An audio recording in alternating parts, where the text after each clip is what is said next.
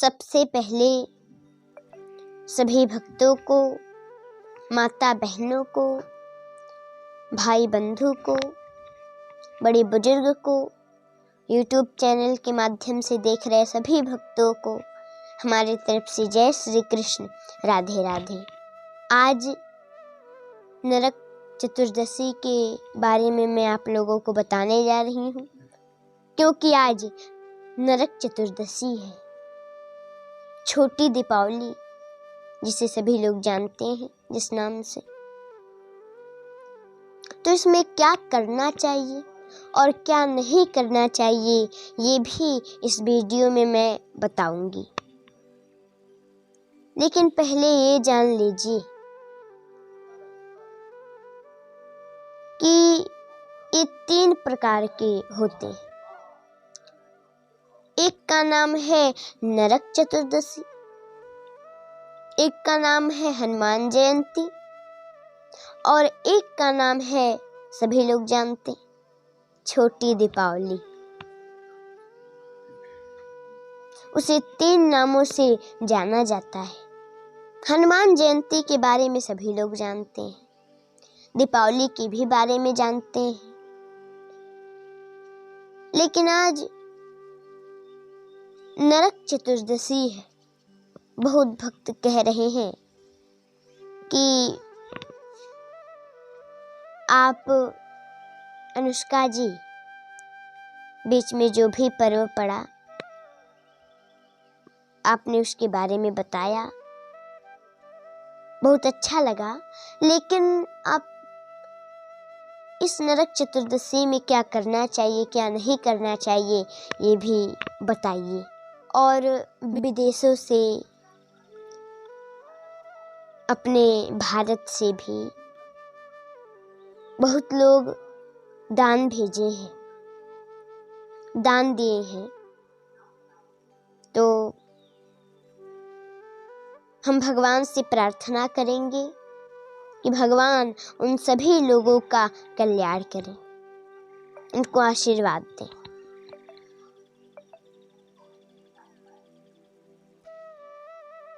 तो बहुत लोग जो पूछ रहे हैं नरक चतुर्दशी बताइए अनुष्का जी, तो आप सभी लोग उसको जान लीजिए। श्रीमद् भागवत जी के 10वें स्कंद के 59वें अध्याय में इसका वर्णन है। एक राक्षस था। ये जो कथा मैं बताने जा रही हूँ, बड़ी ध्यान से सुनिएगा। इसमें थोड़ा समय तो लगेगा,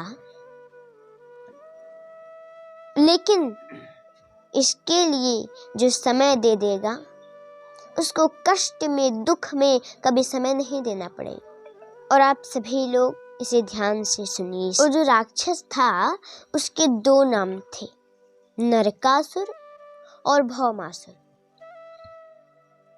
एक पृथ्वी का पुत्र था, पृथ्वी माता का, और इतना बलवान था कि इंद्र जी अपने स्वर्ग लोक को छोड़ करके भाग गए। वरुण का अस्त्र, अग्निदेव का शस्त्र, पवन देव, कुबेर देव, सभी का अस्त्र शस्त्र छीन लिया। उसने स्वर्ग पर अपना अधिकार जमा लिया। तो इंद्र भागते भागते द्वारिका पहुंचे कृष्ण के पास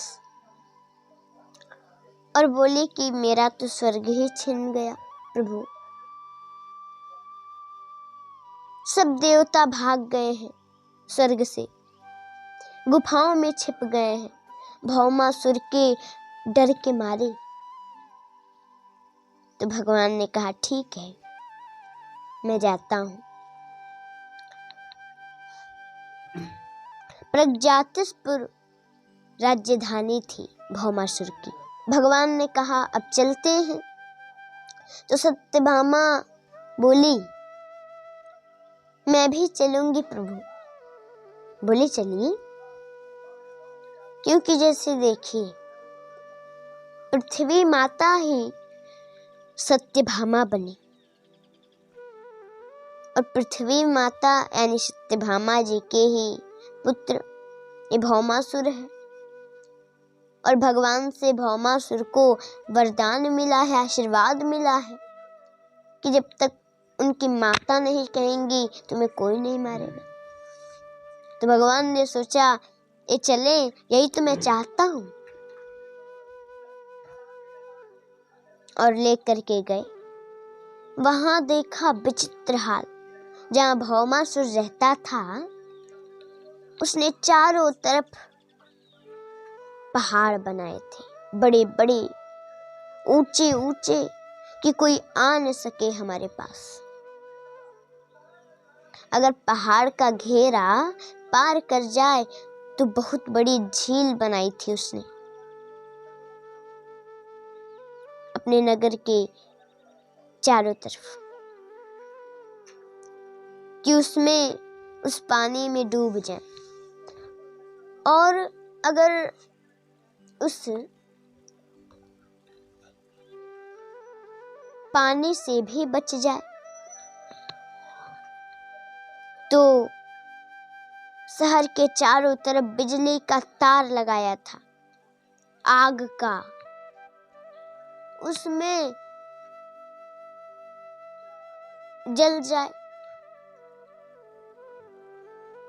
और अगर उससे भी बच जाए तो उसके आगे हवा, वायु, गैस भर दिया था उसने चारों तरफ नगर के।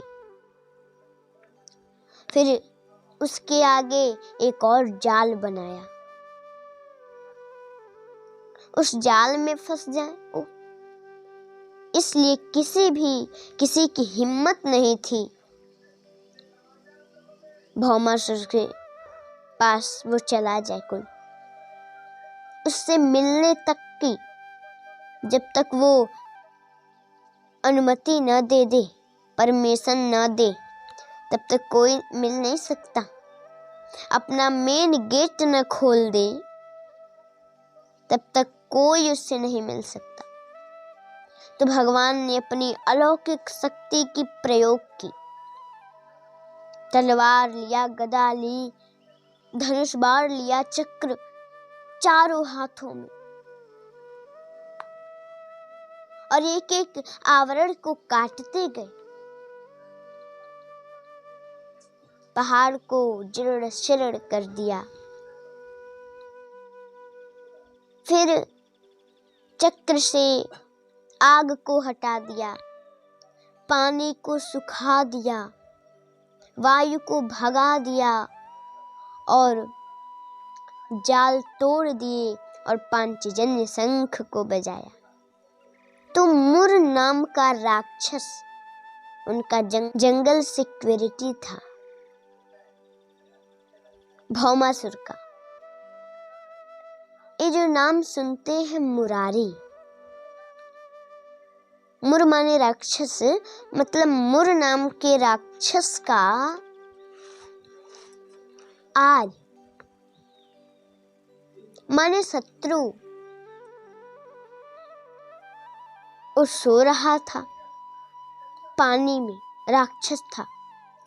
उसने इतने जोरों की शंख की आवाज सुनी, जगकर खड़ा हो गया, आकाश तक लंबा चौड़ा मोटा, और दौड़ पड़ा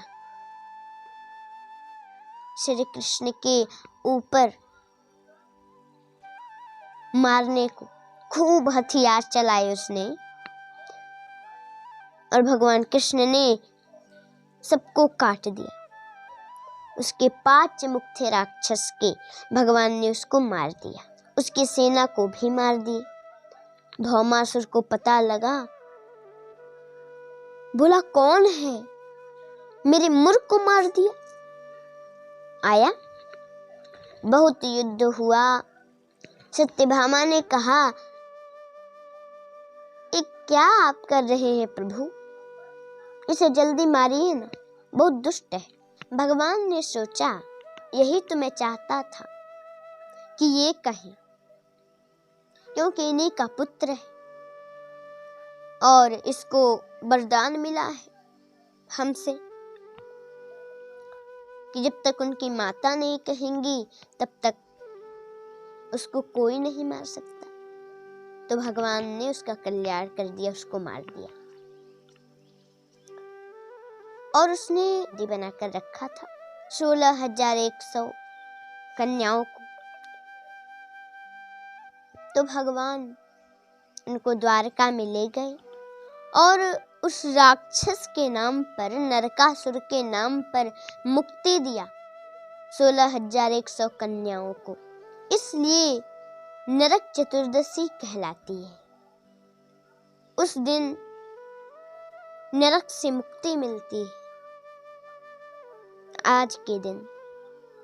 अब आप लोग इसमें क्या करना चाहिए ये जान लीजिए। तो सभी लोग ध्यान से सुनिए। सुबह उठकर स्नान नहीं करना है। स्नान करने से पहले तिल के तेल का मालिश करना है शरीर में। माँ लक्ष्मी उस दिन कम जगहों पर वास करती हैं। तो कहाँ कहाँ? तिल के तेल में, गंगा जी में, जल में। इसलिए मालिश कर लें तो माँ लक्ष्मी का आशीर्वाद प्राप्त होगा। और किसी पुराने दिए में सरसों का तेल डालकर दिया जलाएं। उसमें 5 अन्न के दाने डालें, मतलब कोई भी अलग अलग प्रकार के। इसे घर की नाली के पास रखें। ये दीपक यम दीपक कहलाता है। और नरक चतुर्दशी के दिन क्या नहीं करना चाहिए, ध्यान से सुने। दक्षिण दिशा में गंदगी नहीं करनी चाहिए। वैसे तो देखिए किसी भी दिशा में ज्यादा गंदगी नहीं करनी चाहिए, लेकिन दक्षिण दिशा में तो बिल्कुल नहीं, क्योंकि इधर पितर देवता रहते हैं। दक्षिण दिशा की तरफ पितर देवता रहते हैं, इसलिए गंदगी नहीं करनी चाहिए।